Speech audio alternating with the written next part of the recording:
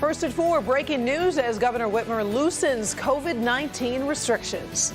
Let's take this step. The whole state's watching to make sure we get this right. So what's changing and the governor's warning for all of us? It's a big day for Detroit's Big Three. Auto workers return to a whole new world. And on the lighter side of things, many of us are dealing with those bad hair days. Oh, look at Steve G., our local 4 family, sharing our struggles with you. Ben, how are you holding up there in the hair department?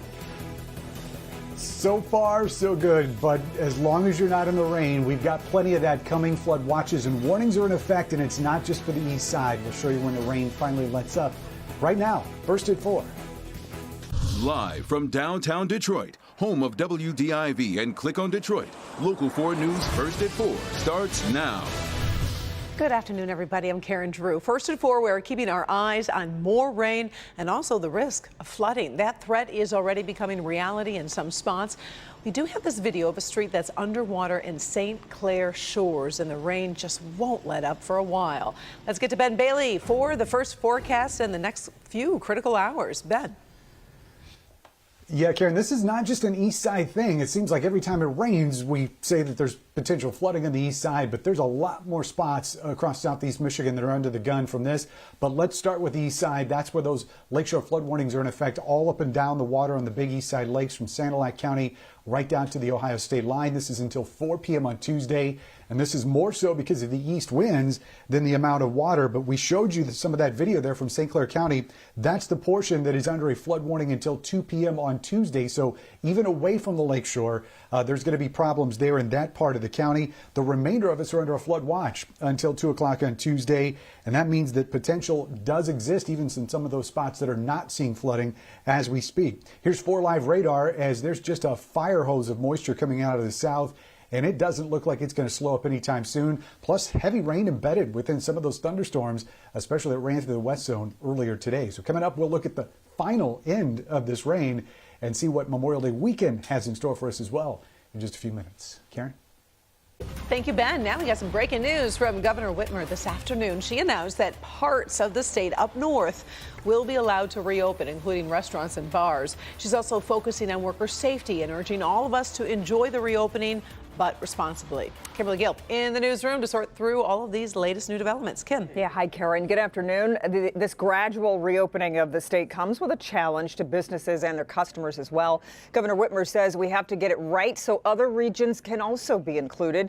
Governor Whitmer has signed an executive order focusing on the Upper Peninsula and the greater Traverse City area. So starting this Friday at 12:01 a.m., more businesses in those areas will be allowed to reopen. Those businesses include retail, more offices, plus restaurants and bars with limited seating. She calls it a new way of dining. The governor also signed an executive order requiring businesses that do reopen to have a COVID-19 response plan on file with the state by June 1st. She stresses this is not a green light to life as we knew it before coronavirus. I want to encourage everyone to stay smart and to stay safe. Keep your wits about you. Let's not all go rushing out and force a closure eventually. Let's take this step. The whole state's watching to make sure we get this right. If we get this right, we will be able to take the next step and the next. But it's dependent on all of us doing our part. In particular, the governor is urging people in our part of the state to think twice about rushing up north. Anybody who does start going out, of course, needs to continue wearing face masks, practicing social distancing, and continue to wash your hands. Karen, we're gathering reaction to these new steps. We'll have more tonight coming up on the news at 5. For now, we'll send it back to you in the studio. All right, we appreciate it. Thank you, Kim. Sure. Well, you may have seen a message like this on your phone before the governor spoke. If not, you can download Click on Detroit wherever you get your apps. It's free and brings you alerts as news happens. Meantime, Mayor Mike Duggan is hoping Detroit will also soon be able to move into the next phase of reopening. He's urging city businesses to start preparing now so they'll be ready and able to convince customers they'll be safe when they return. If you've got customers coming in, I would really encourage you to put out a reopening plan that shows customers why they're safe. I think it will speed the return of customers to your business. The mayor says the city has posted a reopening playbook online at DetroitMeansBusiness.org. Business owners can look there for more information. Meantime, new cases of coronavirus continue to slow in Michigan. The total number is now approaching 52,000. 24 new deaths were reported in the past 24 hours, pushing that number above 4,900. Testing is on the rise with an average of more than 15,000 tests a day last week. It is day one of the new normal for thousands of Metro Detroit auto workers. The big three are back to work after nearly 2 months off. Today, production restarted with new safety procedures in place at Ford, General Motors, and FCA. Companies have redesigned how workers will enter plants and will monitor the temperatures of those coming in. Ford CEO Jim Hackett says workers are spreading out instead of working shoulder to shoulder. The advantage here is there's two sides of the vehicle where you can make that happen. You can actually stage stations so that you can have the social distancing. Ford is also using technology to help keep its workers safe. Workers are wearing watches that vibrate when they get too close to each other.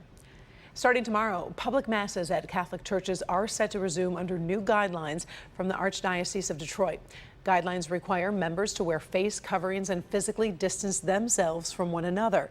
Religious sites are also expected to disinfect surfaces, post signs of social distancing expectations, limit singing, and host outdoor services whenever possible. While masses are set to resume, the Archdiocese says the faithful don't have to go. They're dispensed from that obligation until early September.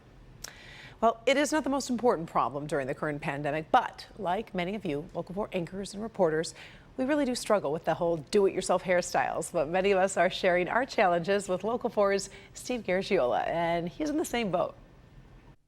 I don't have all that much hair up here to worry about. So for me, the biggest challenge is that first scary look in the mirror. You know, bedhead? Yeah. Luckily, that's pretty easily fixed. Some of my co-workers had more serious challenges. For reporter Larry Spruill, it's not the hair on top of his head, it's the hair on his face. Last time I tried to do it, I had a patch on my side, so we're gonna go for better luck this time. It's no great mystery, less hair equals less challenge. But I have very fine hair, and so the longer it gets, the frizzier it gets. The real issues surface when you talk to the women about the process. When you can't hit the salon to get your roots done or to get a Brazilian blowout, I don't know if you know what that is. Don't need to know. I have very thick hair and very kinky curly hair. I have big, furry, curly hair. It's like kind of fuzzy, poofy. So it's just like starting to get into that weird stage of like, what is she doing? I imagine. With hair that's kinky, furry, fuzzy, curly, and poofy, the transformation must be a challenge. And it takes hours and hours, and anyone who tells you that it doesn't take that long is lying. Because I'm only 5'1" and our sinks are very, very tall, I couldn't find a stool without slipping off of it, and I couldn't tippy toe high enough to get my head into the sink, so I had to ask my husband to actually help me wash my hair. And then when I said, can you help me braid it, he was like, no, I'm out. For some of the men, this hiatus from haircuts is a chance to revisit the glory days of youth. I was never really into long hair, but yeah, everybody had it, so yes, this feels much like it did back then. I don't really care for it, but yes. And now Rod Maloney has that Billy Ray Cyrus thing going on. I didn't ask for a mullet. I don't want a mullet, but I've got a mullet. As for Jason Colthorpe, he just has so much hair. This side just goes boom like that. So Jason uses a derivative of super glue. It turns to cement in like 10 seconds. But he's always thinking ahead. If this journalism thing fizzles out, I've got a career as a skateboarder ahead of me. With really long hair like Priya Mann, the temptation is to cut it. I am so tempted, but my fear is I'm just gonna mess it up. I might maybe just trim the ends. Don't do it. That's how it started with Karen Drew. I should have just kept it right here, but it was frustrating. And then you cut and you cut, and then I don't know if you can tell, but right here is a hot mess. I started and thought I was on a roll, but clearly you can't cut the back of your head. No, you really can't, Karen. Just accept reality. I need a haircut, but I'm worried about doing it myself because I think if I start trimming my hair, then I won't stop, and before you know it... Trust me on this, Hank, that would not be a good look for you. Of everyone, Rhonda Walker probably has the best idea. So my secret is just to roll dirty. Get some dry shampoo, some fragrant oils, and stay 6 feet away from people, and they'll never know how dirty it is. So at least with regard to hair, we are all in this together. So hang in there. I'm Steve Garagiola, Local 4. Gotta love Steve's perspective. Of course, do not cut your own hair. Listen to me, you're gonna make a mistake. But I will say a shout out to Rod Maloney with the fun hair and the mullet. And Jason, we like that long hair. It's pretty cool. All right, still ahead. Movie trivia here first at 4. A new study digs into which actors use the worst language on the big screen. That answer might surprise you. Up first, historic landmarks reopen. How Europe is gradually putting out the welcome mat for tourists again.